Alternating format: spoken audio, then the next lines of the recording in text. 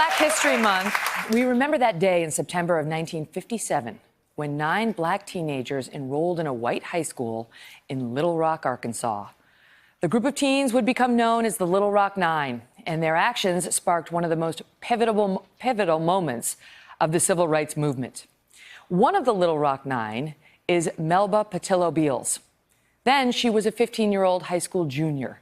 Today, she is an accomplished author and retired university professor who joins us this morning live. But first, her memory of those days in her own words. I was never up for the task. People who call us heroes and heroines have no idea that at 15, I was still in love with Johnny Mathis and Pat Boone. And so I was a typical teenager. I wanted what every other teenager wanted. Any new school you go to, you know you're going to have a problem. So I anticipated that initially they would not like us because we were outsiders. But my thought was, I have a ponytail, my shoes are polished. In my innocence, I thought, they will see that I am bright, brighter than most of them. So what are they going to do, you know?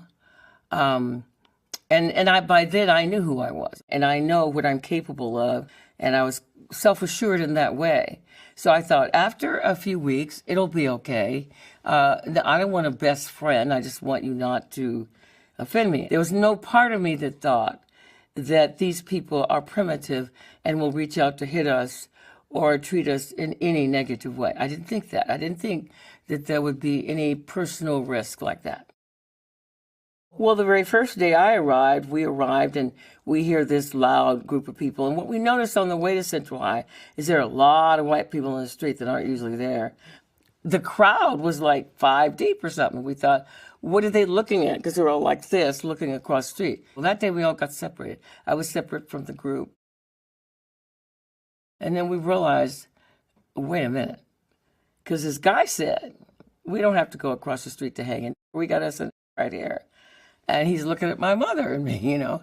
And we turn around, and my mother was petite, shorter than me even then. And she had on her heels, and we started running as fast as we could, she in her heels. And at one point, she stepped out of them. And at one point, she stopped just a moment and handed me the car keys. And I said, I'm not leaving you. And she said, you got to go. You got to go. You're faster than I am. Go. And I said, no, ma'am. No, ma'am. And she slapped me, the only time in her life she ever slapped me. She says, you go now. You saved your life. I've worked hard. You go. Wow. Please help me welcome Melba Pattillo Beals.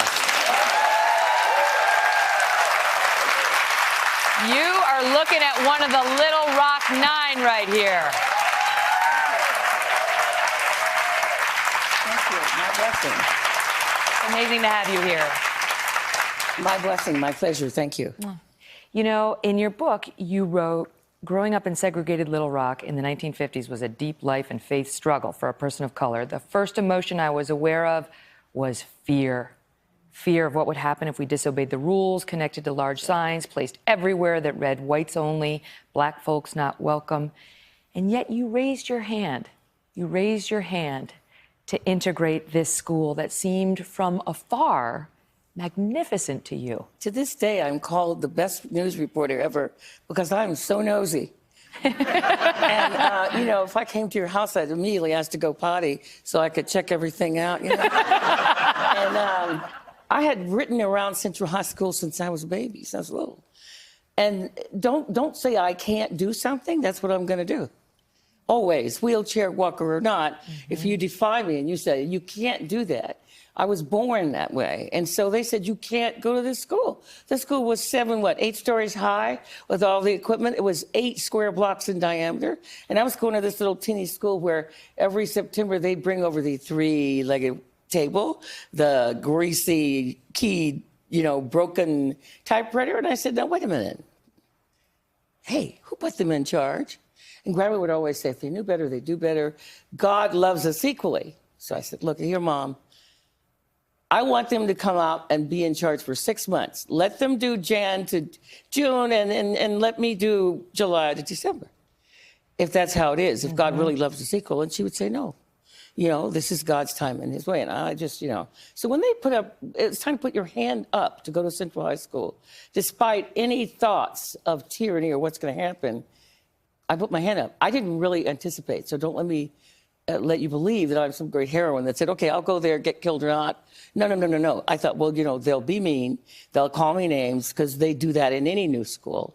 They won't like my blouse. They won't like my hair. But did you expect, No. The threats on your life, there were ropes people were holding, weapons? No. Calling you the N-word? It was beyond people bullying. Shooting through my living room window. People throwing acid in my eyes, people throwing lit paper over the bathroom stall. After about a day and a half there, I thought, integration is a much, much bigger word than I thought. Because I didn't understand what people were willing to do to avoid sitting by me. And I couldn't figure that out. All my life, God had said, you know what? My grandmother said, God has a picture of you on his refrigerator. He really likes you. Right?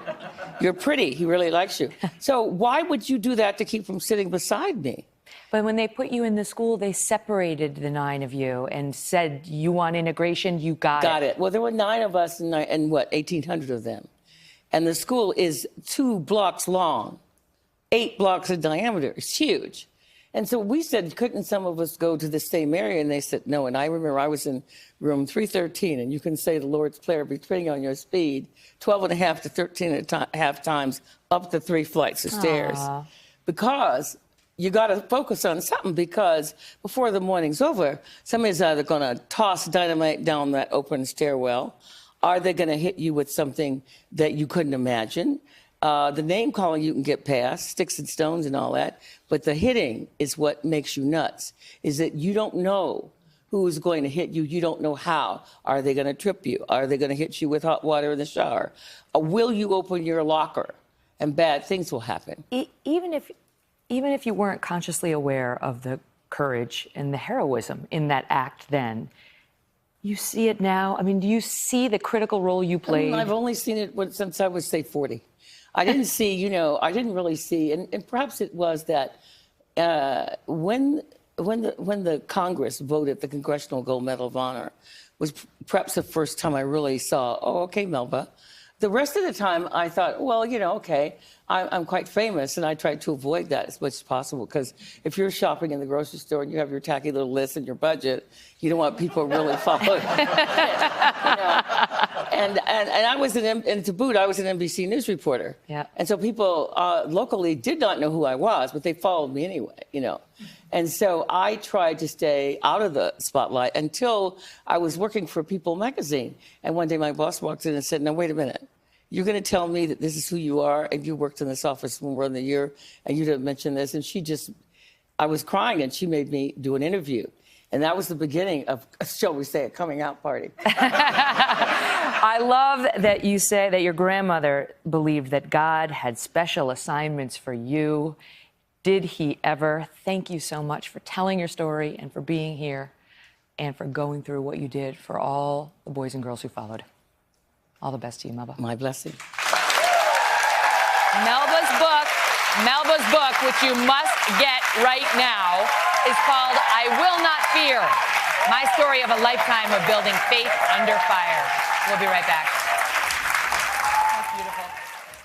Hello, Today fans. Thanks for checking out our YouTube channel. Subscribe by clicking that button down there and click on any of the videos over here to watch the latest interviews, show highlights, and digital exclusives.